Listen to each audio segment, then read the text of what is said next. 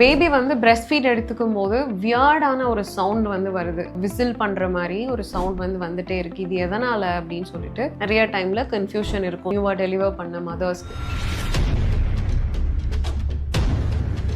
சரி, நீங்கள் என்னென்ன விஷயம் செக் பண்ணணும் அப்படின்னா, ஃபர்ஸ்ட் வந்து அந்த குழந்தை பிரெஸ்ட் ஃபீட் எடுத்துக்கிறதுல ஏதாவது டிஃபிகல்ட்டி இருக்கா, குழந்தை எப்போவுமே நல்லா லேட்ச் பண்ணுறாங்களா, குழந்தை லேட்ச் பண்ணி பால் குடிக்கும் போது வாயிலேருந்து ஏதாவது மில்க் வந்து லீக் ஆகுதா, நியூலி டெலிவர்டு அதாவது ஃபர்ஸ்ட் டே 2-3ல இருக்கும்போது ஃபீட் எடுத்துக்கும் போது சம்டைம்ஸ் பாடி வந்து ப்ளூவாக மாறுறதுக்கு சான்சஸ் இருக்குது. ஸோ குழந்தைக்கு அது மாதிரி பாடி ப்ளூ ஆகுது அப்படின்னா குழந்தையால ஃபீட் பண்ணும்போது ப்ரீத் பண்ண முடியலை அப்படின்னு அர்த்தம். அண்ட் சோக் ஆகுறது, ஒரு மாதிரி புறக்கேறுற மாதிரி அடிக்கடி பண்ணுறது, காஃப் பண்றது, இது எல்லாமே வந்து இருக்கும். இதோட சேர்ந்து குழந்தை வந்து ஃபீட் எடுத்துக்கும் போது விசில் பண்ற மாதிரி சவுண்ட் வரும். கர்கர்னு வர சவுண்ட் கிடையாது. அண்ட் குழந்தை வந்து கல்ப் பண்ற சவுண்ட் கிடையாது. லிட்ரலி விசில் பண்ற மாதிரி ஒரு சவுண்ட் இதுல வந்து நீங்க ஃபீட் பண்ணும்போது கேட்க முடியும். இது எல்லாமே குழந்தைக்கு இருக்கு அப்படின்னா கண்டிப்பா வந்து நியர்பை பீடியாட்ரிஷனை முதல்ல பாருங்க. லாரிங்கோ மலேசியா அப்படின்ற ஒரு கண்டிஷன் இருக்கு. ஸோ என் குழந்தைக்கு வந்து சோக் பண்றாங்க, காஃப் பண்றாங்கன்னு உடனே அவங்களுக்கு வந்து இந்த பிரச்சனை இருக்கான்னு கேட்டீங்கன்னா கண்டிப்பா இருக்காது. இந்த சிம்டம்ஸ் எல்லாம் யாராவது உங்க ஃபேமிலியில் சொல்கிறாங்கன்னா கண்டிப்பாக இந்த ரீல் அவங்களுக்கு ஷேர் பண்ணுங்கள். நியூபார்ன் ரிலேட்டட் கான்டெக்ட்க்கு என்ன ஃபாலோ பண்ணுங்கள்.